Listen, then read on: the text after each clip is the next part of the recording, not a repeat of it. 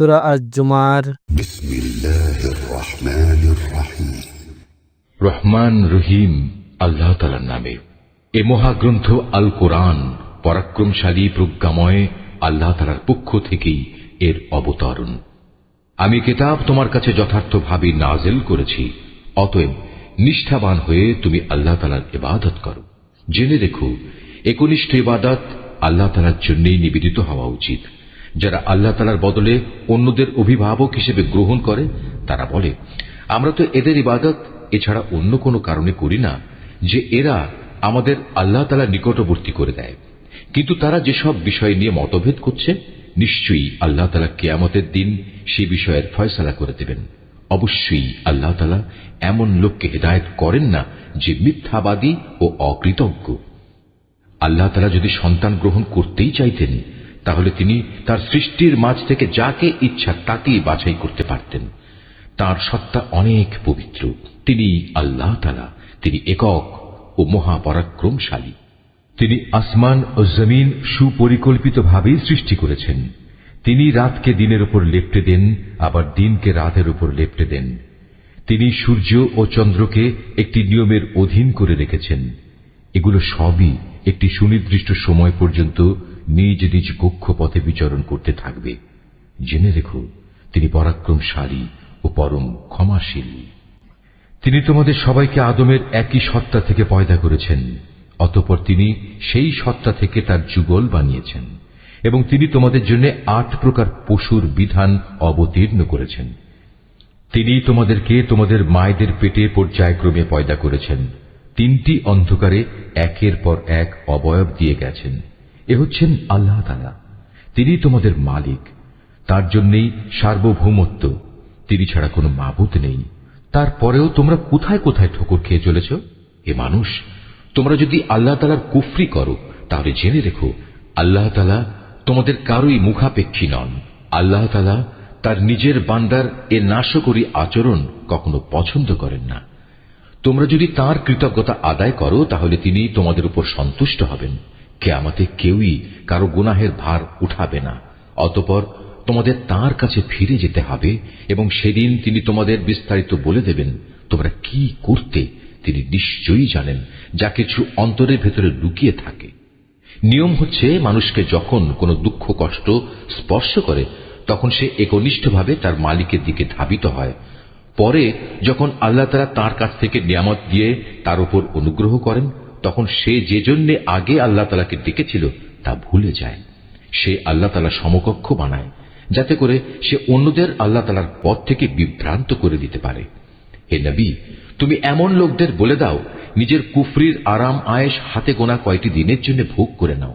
পরিণামে তুমি অবশ্যই জাহান্নামী হবে। যে ব্যক্তি রাতের বেলায় বিনয়ের সাথে সিজদা অবনত হয়, কিংবা দাঁড়িয়ে আল্লাহ তাআলার ইবাদত করে এবং পরকালের আযাবের ভয় করে, সর্বাবস্থায় তার মালিকের অনুগ্রহ প্রত্যাশা করে, হে নবী, এদের বলো, যারা আল্লাহ তাআলাকে জানে আর যারা তাকে জানে না, তারা কি এক সমান? আসলে একমাত্র জ্ঞানবান ব্যক্তিরাই এসব তারতম্য থেকে উপদেশ গ্রহণ করতে পারে। হে নবী, এদের বলে দাও, হে আমার বান্দারা, যারা ঈমান এনেছো, তোমরা তোমাদের মালিককে ভয় করো। যারা এই দুনিয়ায় কোনো কল্যাণকর কাজ করবে, তাদের জন্য পরকালেও মহা কল্যাণ থাকবে। আল্লাহ তাআলার জমিন অনেক প্রশস্ত। উপরন্তু ধৈর্যশীলদের পরকালে অপরিমিত পুরস্কার দেয়া হবে। হে নবী, তুমি বলো, আমাকে আদেশ দেয়া হয়েছে একান্ত নিষ্ঠার সাথে আমি যেন আল্লাহ তাআলার ইবাদত করি। আমাকে আদেশ দেয়া হয়েছে আমি যেন আল্লাহ তাআলার সামনে আত্মসমর্পণকারীদের মধ্যে অগ্রণী হই। তুমি বলো, আমি যদি আমার মালিকের নাফরমানি করি, তাহলে আমি আমার উপর একটি মহা দিনের শাস্তির ভয় করি। তুমি বলো, আমি একান্ত নিষ্ঠাবান হয়েই আল্লাহ তাআলার ইবাদত করি। তোমরা তাকে বাদ দিয়ে যারই চাও গোলামি করো। হে নবী, তুমি বলো, ভারী ক্ষতিগ্রস্ত হবে তারা যারা অন্যের গোলামি করার কারণে কিয়ামতের দিন নিজেদের এবং নিজেদের পরিবার পরিজনদের ভীষণ ক্ষতি করবে। তোমরা জেনে রেখো, এই আখিরাতের ক্ষতি হচ্ছে সুস্পষ্ট ক্ষতি। তাদের জন্য তাদের উপর থেকে ছায়া দানকারী আগুনের মেঘমালা থাকবে, তাদের নিচের দিক থেকেও থাকবে আগুনেরই বিছানা। এ হচ্ছে সে বিভৎস আযাব যা দিয়ে আল্লাহ তাআলা তার বান্দাদের ভয় দেখাচ্ছেন। অতএব হে আমার বান্দারা, তোমরা আমাকে ভয় করো। যারা শয়তানি শক্তির গোলামি করা থেকে বেঁচে থেকেছে এবং একনিষ্ঠভাবে আল্লাহ তাআলার দিকেই ফিরে এসেছে, তাদের জন্য রয়েছে মহা সুসংবাদ। অতএব হে নবী, তুমি আমার এমন সব বান্দাদের সুসংবাদ দাও যারা মনোযোগ সহকারে আমার কথা শোনে এবং ভালো কথাসমূহের অনুসরণ করে। এরাই হচ্ছে সেসব সৌভাগ্যবান লোক যাদের আল্লাহ তাআলা সৎ পথে পরিচালিত করেন। আর সত্যিকার অর্থে এরাই হচ্ছে বোধ শক্তি সম্পন্ন মানুষ। নবী, যে ব্যক্তির উপর আল্লাহ তাআলার আযাবের হুকুম অবধারিত হয়ে গেছে তাকে কে বাঁচাবে? তুমি কি তাকে বাঁচাতে পারবে যে জাহান্নামে চলে গেছে? তবে যারা তাদের মালিককে ভয় করে তাদের জন্য বেহেশতে প্রাসাদের উপর প্রাসাদ বানানো থাকবে, যার পাদদেশে ঝর্ণাধারা প্রবাহিত থাকবে। এটা হচ্ছে আল্লাহ তাআলার ওয়াদা, আর আল্লাহ তাআলা কখনো তার ওয়াদা বরখেলাফ করেন না। হে মানুষ, তুমি কি কখনো এটা পর্যবেক্ষণ করনি যে আল্লাহ তাআলা আসমান থেকে পানি বর্ষণ করেন, অতঃপর তিনি তা জমিনের প্রস্রবণগুলোতে প্রবেশ করান, পরে তিনি আবার তা দিয়ে জমিন থেকে রং বেরঙের ফসল বের করে আনেন। কিছুদিন পরে তা আবার শুকিয়েও যায়, ফলে তোমরা তাকে পীত বর্ণের ফসল হিসেবে দেখতে পাও। অতঃপর তিনি তাকে আবার খড় কুটায় পরিণত করেন।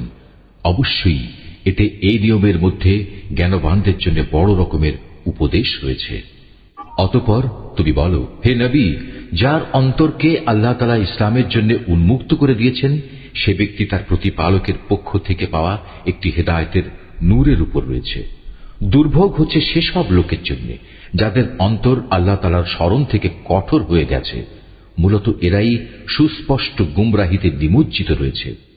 আল্লাহ তাআলা সর্বোৎকৃষ্ট বাণী নাজিল করেছেন, তা এমন উৎকৃষ্ট কিতাব যার প্রতিটি বাণী পরস্পরের সাথে সামঞ্জস্যশীল, অভিন্ন, যেখানে আল্লাহর ওয়াদাগুলো বারবার পেশ করা হয়েছে। যারা তাদের মালিককে ভয় করে এই কিতাব শোনার ফলে তাদের চামড়া ও শরীর কেঁপে ওঠে, অতঃপর তাদের দেহ ও মন বিগলিত হয়ে আল্লাহ তাআলার স্মরণে ঝুঁকে পড়ে। এই কিতাব হচ্ছে আল্লাহ তাআলার হেদায়েত। এর দ্বারা তিনি যাকে চান তাকে সঠিক পথ দেখান। আল্লাহ তাআলা যাকে গুমরাহ করেন তার আসলেই কোনো পথ প্রদর্শক নেই। যে ব্যক্তি কিয়ামতের দিন তার মুখের দ্বারা কঠিন শাস্তি ঠেকাতে চাইবে, সে কি তার মতো হবে যাকে সে শাস্তি থেকে নিরাপদ রাখা হয়েছে? সেদিন জালেমদের বলা হবে, তোমরা দুনিয়ায় যা কামাই করেছিলে আজ তারই মজা ভোগ করো। তাদের আগের লোকেরাও নবীদের উপর মিথ্যা আরোপ করেছে, আর এমন দিক থেকে আল্লাহ তাআলার আযাব তাদের উপর এসে তাদের গ্রাস করল যে তারা টেরই পায়নি। অতঃপর আল্লাহ তাআলা তাদের দুনিয়ার জীবনে অপমানিত করলেন, তাদের জন্য আখিরাতের আযাব হবে আরো গুরুতর। কত ভালো হতো যদি তারা কথাটা জানত। আমি কোরআনে মানুষদের বোঝানোর জন্য ছোট বড় সব ধরনের উদাহরণই পেশ করেছি, যাতে করে তারা উপদেশ গ্রহণ করতে পারে। এ কোরআন আমি বিশুদ্ধ আরবি ভাষায় নাজিল করেছি, এতে কোনো জটিলতা নেই। এর উদ্দেশ্য যেন তারা আল্লাহ তাআলার নাফরমানি থেকে বাঁচতে পারে। আল্লাহ তাআলা তোমাদের বোঝার জন্য একটি উদাহরণ উপস্থাপন করেছেন। উদাহরণটি হচ্ছে দুজন মানুষের। এদের একজন মানুষ হচ্ছে গোলাম, যার বেশ কজন মালিক রয়েছে, যারা আবার পরস্পর বিরোধী, প্রত্যেকেই গোলামটিকে নিজের দিকে টানতে চাচ্ছে। আর এক ব্যক্তি যে কেবল একজনেরই গোলাম। তুমি বলো, হে নবী, এ দুজন গোলাম কি এক সমান হবে? না, কখনো নয়। সমস্ত প্রশংসা আল্লাহ তাআলার, কিন্তু তাদের অধিকাংশ লোকই জানে না। অবশ্যই একদিন তুমি মারা যাবে, তারাও নিঃসন্দেহে একদিন মৃত্যুমুখে পতিত হবে। অতঃপর নিজেদের কাজের জন্য একে অপরকে দায়ী করে তোমরা কিয়ামতের দিন তোমাদের মালিকের সামনে বাক বিতণ্ডা করতে থাকবে। সে ব্যক্তির চাইতে বড় জালেম আর কে হতে পারে যে আল্লাহ তাআলার উপর মিথ্যা আরোপ করে এবং একবার তার কাছে সত্য দিন এসে যাওয়ার পরেও যে ব্যক্তি তা মিথ্যা প্রতিপন্ন করে। এমন সব কাফেরদের ঠিকানা কি জাহান্নামে হওয়া উচিত নয়? অপরদিকে যে ব্যক্তি স্বয়ং এ সত্য দিন নিয়ে এসেছে এবং যে ব্যক্তি এ সত্যকে সত্য বলে মেনে নিয়েছে, ওদের আযাব থেকে বাঁচিয়ে দেয়া হবে। তাদের জন্য তাদের মালিকের কাছে সেসব কিছুই থাকবে যা তারা পেতে চাইবে। মূলত এটা হচ্ছে সৎকর্মশীল লোকদের পুরস্কার, কেননা এরা যা কিছু মন্দ কাজ করেছিল আল্লাহ তাআলা তা মিটিয়ে দেবেন এবং তাদের ভালো কাজসমূহের জন্য তিনি তাদের উত্তম পুরস্কার দেবেন। আল্লাহ তাআলা কি তার বান্দা মুহাম্মাদের হেফাজতের জন্য যথেষ্ট নন? হে নবী, এরা তোমাকে আল্লাহ তাআলার পরিবর্তে অন্যদের ভয় দেখায়। আল্লাহ তাআলা যাকে বিভ্রান্ত করেন তার আসলে কোনই পথপ্রদর্শক নেই। আবার যাকে আল্লাহ তাআলা স্বয়ং পথ প্রদর্শন করেন তাকে কেউই পথভ্রষ্ট করতে পারে না। আল্লাহ তাআলা কি পরাক্রমশালী ও কঠোর প্রতিশোধ গ্রহণকারী সত্তা নন? হে নবী, যদি তুমি এদের কাছে জিজ্ঞেস করো আকাশমালা ও জমিন কে সৃষ্টি করেছে, সাথে সাথেই ওরা বলবে আল্লাহ তাআলাই এসব সৃষ্টি করেছেন। এবার তাদের তুমি বলো, তোমরা কখনো ভেবে দেখেছ কি, যদি আল্লাহ তাআলা আমাকে কোনো কষ্ট পৌঁছাতে চান, তাহলে তিনি ছাড়া যাদের তোমরা ডাকো তারা কি সে কষ্ট দূর করতে পারবে? কিংবা তিনি যদি আমার উপর তার অনুগ্রহ করতে চান, তাহলে এরা তার সে অনুগ্রহ কি রোধ করতে পারবে? হে নবী, তুমি বলো, আমার জন্য আল্লাহ তাআলাই যথেষ্ট। যারা নির্ভর করতে চায় তাদের তো তার উপরেই নির্ভর করা উচিত। হে নবী, এদের তুমি বলো, হে আমার জাতি, তোমরা তোমাদের জায়গায় কাজ করে যাও, আমিও আমার জায়গায় কাজ করে যাচ্ছি। শীঘ্রই তোমরা জানতে পারবে কার উপর দুনিয়ায় অপমানকর আযাব আসবে এবং আখিরাতেই বা কার উপর স্থায়ী আযাব নাজিল হবে। হে নবী, আমি মানুষের জন্য তোমার উপর সত্য দ্বীন সহ এ কিতাব নাজিল করেছি। অতঃপর যে কেউ হেদায়েত পেতে চাইবে সে তা করবে একান্ত তার নিজের জন্যই, আর যে ব্যক্তি গোমরাহ হয়ে যায় তার উপর এ গোমরাহির ফল তার নিজের উপরই বর্তাবে। আর তুমি তো তাদের উপর কোন তত্ত্বাবধায়ক নাও। আল্লাহ তাআলা মানুষদের মৃত্যুর সময় তার প্রাণ বায়ু বের করে নেন, আর যারা ঘুমের সময় মরেনি তিনি তখন তাদেরও রূহ বের করেন।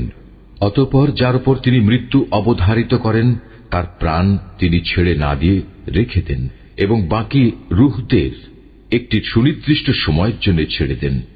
এই গোটা ব্যবস্থাপনার মধ্যে এমন সম্প্রদায়ের জন্য নিদর্শন রয়েছে যারা বিষয়টি নিয়ে চিন্তা ভাবনা করে। তবে কি এরা আল্লাহ তাআলাকে বাদ দিয়ে অন্যদের সুপারিশকারী হিসেবে গ্রহণ করেছে? হে নবী, তুমি এদের বলো, যদিও তোমাদের এসব সুপারিশকারী কোনো কিছুই করার ক্ষমতা রাখে না, না তাদের কোনো জ্ঞান বুদ্ধি আছে, বলো হে নবী, যাবতীয় সুপারিশ একমাত্র আল্লাহ তাআলার জন্যই। আসমান সমূহ এবং পৃথিবীর সার্বভৌমত্ব একমাত্র আল্লাহ তাআলার জন্য। অতঃপর তোমরা সবাই তাঁর দিকেই ফিরে যাবে। যখন তাদের কাছে এক অদ্বিতীয় আল্লাহ তাআলার কথা বলা হয়, তখন যারা আখিরাতের উপর ঈমান আনে না তাদের অন্তর নিতান্ত সংকুচিত হয়ে পড়ে। অপরদিকে যখন আল্লাহ তাআলার বদলে অন্য দেবতাগুলোর আলোচনা করা হয় তখন তারা আনন্দে উল্লসিত হয়। হে নবী, তুমি বলো, হে আল্লাহ, হে আসমান জমিনের স্রষ্টা, হে দৃশ্যমান ও অদৃশ্যমান সব কিছুর পরিজ্ঞাতা, তুমি তোমার বান্দাদের মাঝে সেসব বিষয়ের ফয়সালা করে দাও যে ব্যাপারে তারা মতবিরোধ করছে।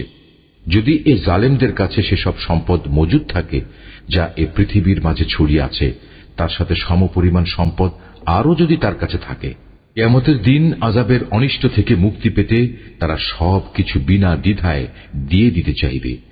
সে সময় আল্লাহ তাআলার কাছ থেকে সে আযাব এসে উপস্থিত হবে যার কল্পনাও তারা করতে পারেনি। এরা যেভাবে আমল করতে থাকবে আস্তে আস্তে সেভাবে তার মন্দ ফলও প্রকাশ পেতে থাকবে। যে আযাবের প্রতি এরা হাসি বিদ্রুপ করত তা তাদের আমলের মতোই তাদের পরিবেষ্টন করে ফেলবে। মানুষদের অবস্থা হচ্ছে, যখন কোনো দুঃখ কষ্ট তাদের স্পর্শ করে তখন সে আমাকে ডাকে, অতঃপর আমি যখন তাকে আমার কাছ থেকে কোন রকম নিয়ামত দান করি তখন সে বলে, এটা তো আমার জ্ঞানের যোগ্যতার উপরে দেয়া হয়েছে। না, আসলে তা নয়, বরং এটা হচ্ছে পরীক্ষা। কিন্তু তাদের অধিকাংশ লোকই জানে না। এদের আগে লোকেরাও অবশ্য এ ধরনের কথাবার্তা বলত, কিন্তু তারা যা কিছু অর্জন করেছে তা তাদের কোনোই কাজে আসেনি। যা কিছু তারা কামাই করেছে তার মন্দ পরিণাম তাদের সামনে আসবেই। এদের মধ্যে যারা জুলুম করে তারাও একদিন তাদের কর্মের মন্দ ফল ভোগ করবে। এরা কখনো আমাকে অক্ষম করে দিতে পারবে না। এরা কি জানে না আল্লাহ তাআলা যাকে চান তার রিজিক বাড়িয়ে দেন এবং যার জন্য চান তার জন্য তা সংকুচিত করে দেন। অবশ্যই এর মাঝে ঈমানদার লোকদের জন্য অনেক নিদর্শন রয়েছে। হে নবী, তুমি তাদের বলো, হে আমার বান্দারা, তোমরা যারা নিজেদের প্রতি জুলুম করেছ তারা আল্লাহ তাআলার রহমত থেকে কখনো নিরাশ হয়েও না। অবশ্যই আল্লাহ তাআলা মানুষের সমুদয় পাপ ক্ষমা করে দেবেন। তিনি ক্ষমাশীল ও পরম দয়ালু। অতএব তোমরা তোমাদের মালিকের দিকে ফিরে এসো এবং তার কাছেই পূর্ণ আত্মসমর্পণ করো তোমাদের উপর আল্লাহ তাআলার আযাব আসার আগেই। কেননা একবার আযাব এসে গেলে অতঃপর তোমাদের আর কোন রকম সাহায্য করা হবে না। তোমাদের অজান্তে তোমাদের উপর অতর্কিতভাবে কোন রকম আযাব নাজিল হবার আগেই তোমাদের কাছে তোমাদের মালিক যে উৎকৃষ্ট গ্রন্থ নাজিল করেছেন তোমরা তার অনুসরণ করো। অতঃপর এমন যেন না হয় কেউ একদিন বলবে, হায় আফসোস, আল্লাহ তাআলার প্রতি আমার কর্তব্য পালনে আমি দারুণ শৈথিল্য প্রদর্শন করেছি। আমি তো মূলত ছিলাম ঠাট্টা বিদ্রূপকারীদেরই একজন। কিংবা একথা কেউ যেন না বলে, যদি আল্লাহ তাআলা আমাকে হেদায়েত দান করতেন তাহলে আমি অবশ্যই পরহেজগারদের দলে শামিল হয়ে যেতাম। অথবা আযাব সামনে দেখে কেউ বলবে, আহা, যদি আমার আবার দুনিয়ায় পাঠিয়ে দেয়া নসিবে থাকতো তাহলে আমি নেক বান্দাদের দলে শামিল হয়ে যেতাম। আল্লাহ তাআলা বলবেন, হ্যাঁ, আমার আয়াতসমূহ অবশ্যই তোমার কাছে এসে পৌঁছেছিল, কিন্তু তুমি সেগুলোকে মিথ্যা বলেছিলে, তুমি অহংকার করেছিলে, তুমি ছিলে অস্বীকারীদেরই একজন। কিয়ামতের দিন তুমি দেখবে যারা আল্লাহ তাআলার উপর মিথ্যা আরোপ করে তাদের মুখগুলো সব কদাকার বিশ্রী হয়ে গেছে। তুমি কি মনে করো জাহান্নাম এরকম ঔদ্ধত্য পোষণকারীদের ঠিকানা হওয়া উচিত নয়? এর বিপরীত যারা পরহেজগারি করেছে আল্লাহ তাআলা তাদের সাফল্যের সাথে জাহান্নাম থেকে উদ্ধার করবেন। অকল্যাণ কখনো তাদের স্পর্শ করবে না, না তারা কখনো কোনো ব্যাপারে উদ্বিগ্ন হবে। আল্লাহ তাআলাই হচ্ছেন সব কিছুর একক স্রষ্টা, তিনিই হচ্ছেন সব কিছুর উপর নিগাহবান। আসমান সমূহ ও জমিনের মূল চাবিকাঠি তো তারই কাছে। যারা এখন আল্লাহ তাআলার আয়াতসমূহ অস্বীকার করে চলেছে পরিশেষে তারাই হবে ক্ষতিগ্রস্ত। হে নবী, তুমি এদের বলো, হে মূর্খ ব্যক্তিরা, তোমরা কি এর পরেও আমাকে আল্লাহ তাআলা ছাড়া অন্য কারো গোলামি বরণ করে নিতে বলছো? অথচ হে নবী, তোমার কাছে এবং সেসব নবীদের কাছেও যারা তোমার আগে অতিবাহিত হয়ে গেছে এ মর্মে ওহী পাঠানো হয়েছে, যদি তুমি আল্লাহ তাআলার সাথে অন্যদের শরীক করো তাহলে অবশ্যই তোমার সব আমল নিষ্ফল হয়ে যাবে এবং তুমি মারাত্মক ক্ষতিগ্রস্তদের দলে শামিল হবে। অতএব তুমি একান্তভাবে আল্লাহ তাআলারই ইবাদত করো এবং শুকরগুজার বান্দাদের মধ্যে শামিল হয়ে যাও। আসলে এ মূর্খ লোকগুলো আল্লাহ তাআলার সেভাবে মূল্যায়নই করেনি যেভাবে তার মূল্যায়ন করা উচিত ছিল। কিয়ামতের দিন গোটা পৃথিবী থাকবে তাঁর হাতের মুঠোয় এবং আসমানগুলো একে একে ভাঁজ করা অবস্থায় তার ডান হাতে থাকবে। পবিত্র ও মহান তিনি। ওরা তার সাথে যা কিছু শিরক করে তার থেকে তিনি অনেক ঊর্ধ্বে। যখন প্রথমবার সিঙায় ফুৎকার দেওয়া হবে তখন আসমান সমূহ ও জমিনে যা কিছু আছে তার সব কিছুই বেহুশ হয়ে যাবে। অবশ্য আল্লাহ তাআলা যা চান তার কথা আলাদা। অতঃপর আবার সিঙায় ফুৎকার দেওয়া হবে, তখন তারা সবাই দণ্ডায়মান হয়ে সে বিভৎস দৃশ্য দেখতে থাকবে।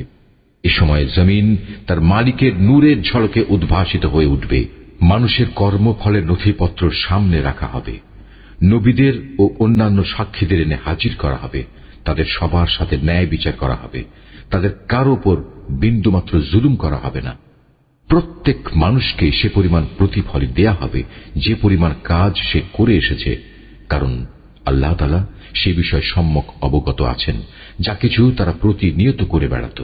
যেসব লোক কুফরি করেছে তাদের দলে দলে জাহান্নামের দিকে তাড়িয়ে নেওয়া হবে।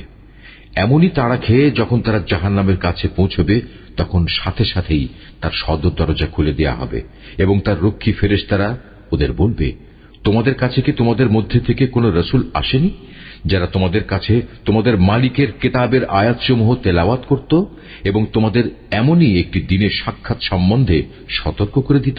ওরা বলবে, হ্যাঁ, অবশ্যই এসেছিল, কিন্তু কাফেরদের ব্যাপারে আল্লাহ তাআলার সে আযাব সম্পর্কিত ওয়াদাই আজ বাস্তবায়িত হয়ে গেল। ওদের তখন বলা হবে, যাও, প্রবেশ করো জাহান্নামের দরজা দিয়ে, তোমরা সেখানেই চিরদিন থাকবে।